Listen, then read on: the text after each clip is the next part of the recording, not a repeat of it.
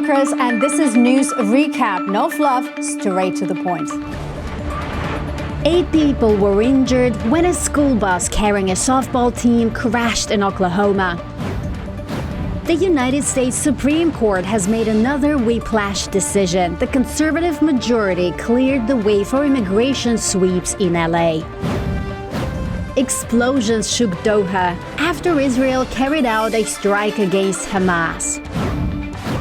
Apple just dropped its yearly "We Made Your Gadgets Thinner and More Expensive" event. 8 people were injured on Monday night when a school bus carrying a softball team crashed in Oklahoma. The crash happened on U.S. Highway 152 near Minco, about 40 miles southwest of Oklahoma City. 3 adults and 5 students were taken to nearby hospitals, and some passengers were rejected from the bus, according to the Oklahoma Highway Patrol. Investigators are still working to determine what caused the crash. The Highway Patrol is coordinating with the National Transportation Safety Board. School has been closed today, and the community has been responding. Minco Public School Superintendent Kevin Sims asked people to keep student athletes, coaches, and their families in their prayers. The team had been scheduled to play a game Monday evening in Anadarko, about 35 miles southwest of Minco. A man has been charged with capital murder after a retired Auburn University professor was killed during a robbery over the weekend. The victim is Julie Shanelli, 59 years old, a beloved veterinary professor at Auburn University. She also served as Alabama and Mississippi's top USDA veterinarian.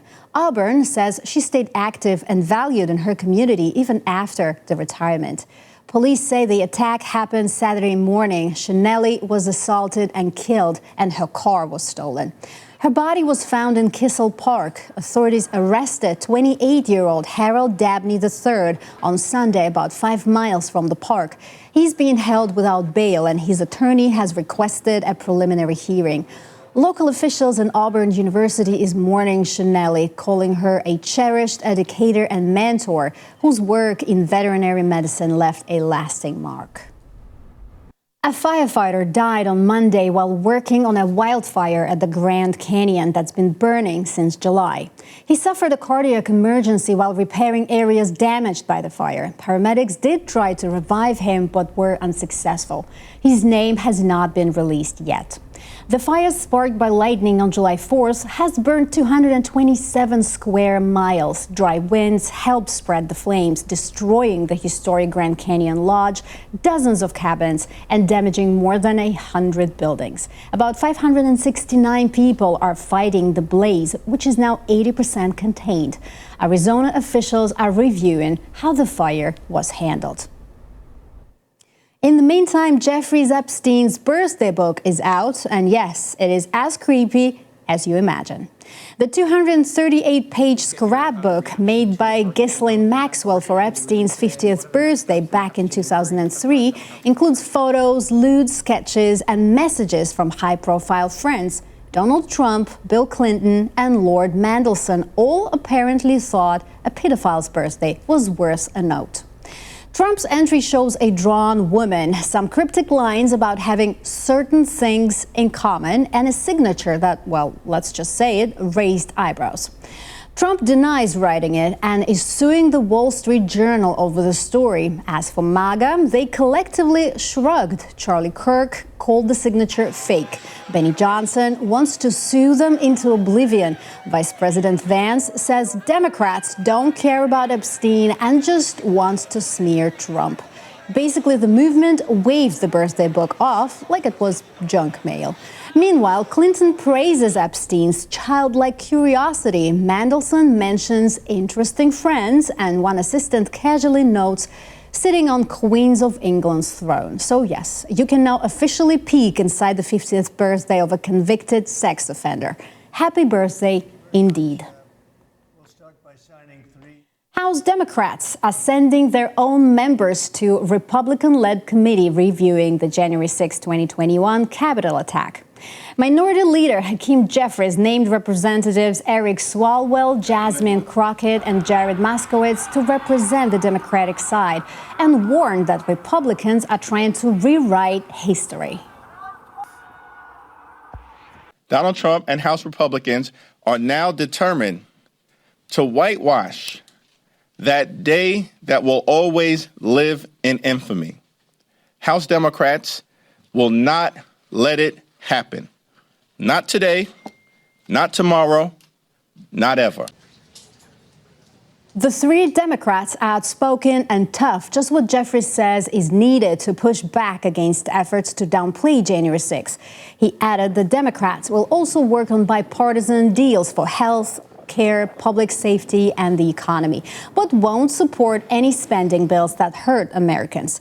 Jeffries said the Democratic team will keep history honest while Republicans run the committee ready to challenge any attempt to spin the events of January 6th.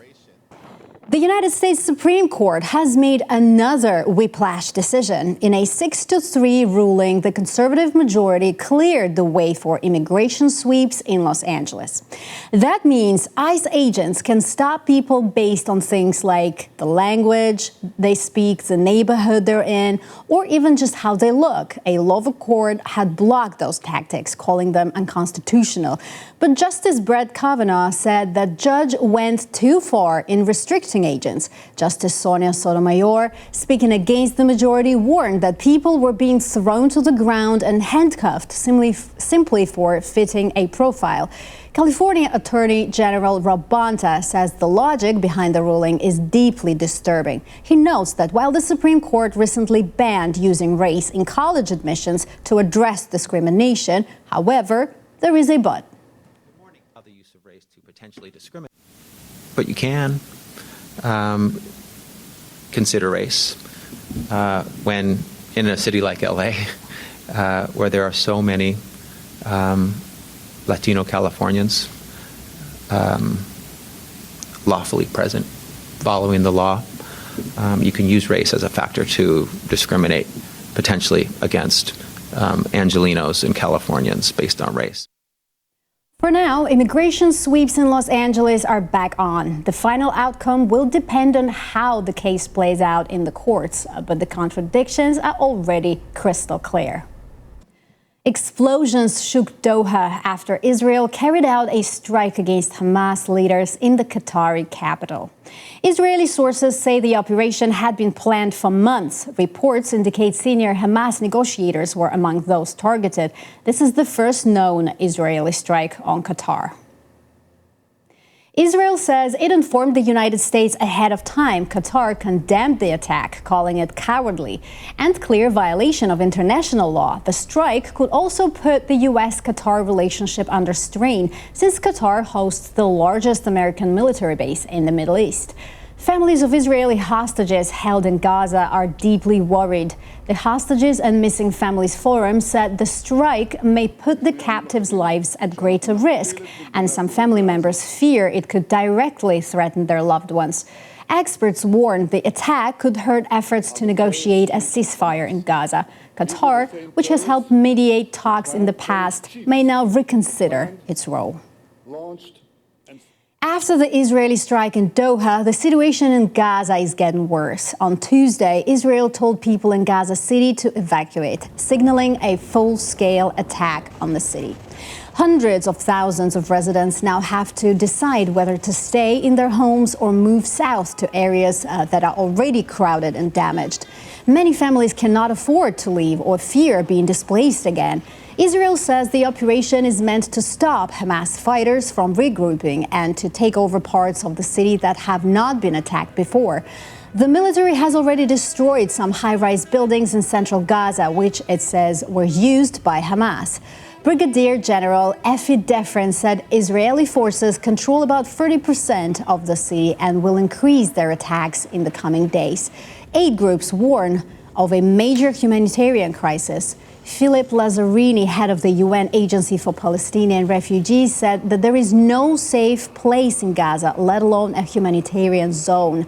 Casualties keep rising. Gaza's health ministry reported 83 deaths in the past 24 hours, while the overall death toll in Gaza since October 7, 2023 is now more than 64,000.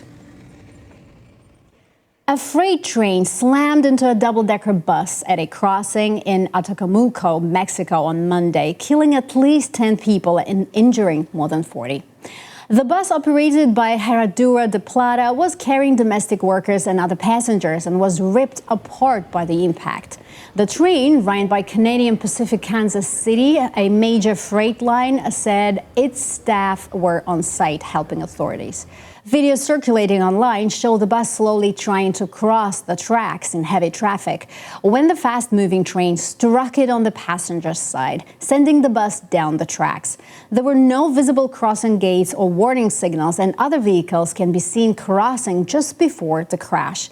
Accidents at level crossings have been rising in Mexico, with 800 reported last year, and that's up from 602 in 2020. The state prosecutor's office has opened an investigation. Canada's Prime Minister Mark Carney is warning businesses and workers the trade world is no longer predictable. For decades, the United States has been Canada's top trading partner, a best friend in global business. But with new U.S. policies shaking up old deals and tariffs, hidden industries from steel to seafood, relying on that friendship alone is no longer enough. Canada needs backup plans B, C, and maybe even D. 85% of our trade with the United States has no tariffs. It's tariff-free. And we have the lowest average tariff rate of any country. But we've learned a lesson over the course of the last several months, is that our relationship with the U.S. is changing. And we can't rely on our most important trading relationship as we once did. To respond, the Canadian government is investing billions to help businesses modernize, expand into new markets, and protect jobs. Immediate aid will go to industries hit hardest by U.S. tariffs like steel, aluminum, seafood, and manufacturing. Programs will also support workers' training and income stability. Quote, Canada can't control what other nations do, but we can control our destiny, Carney said, stressing that supporting Canadian industries and new trade partners is key. Nepal's Prime Minister KP Sharma Oli resigned Tuesday after protests over a social media ban and corruption turned violent. At least 19 people were killed when police opened fire and protesters stormed government buildings and officials' homes.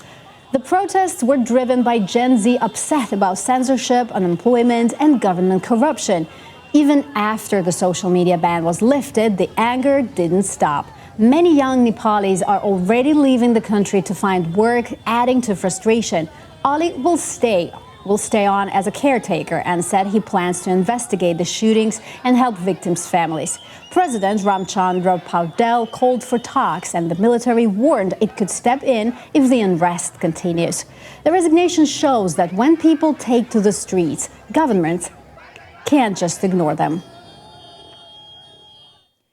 The infamous Coldplay kiss cam moment from July is still making headlines now because the husband of the woman in the embrace is speaking out.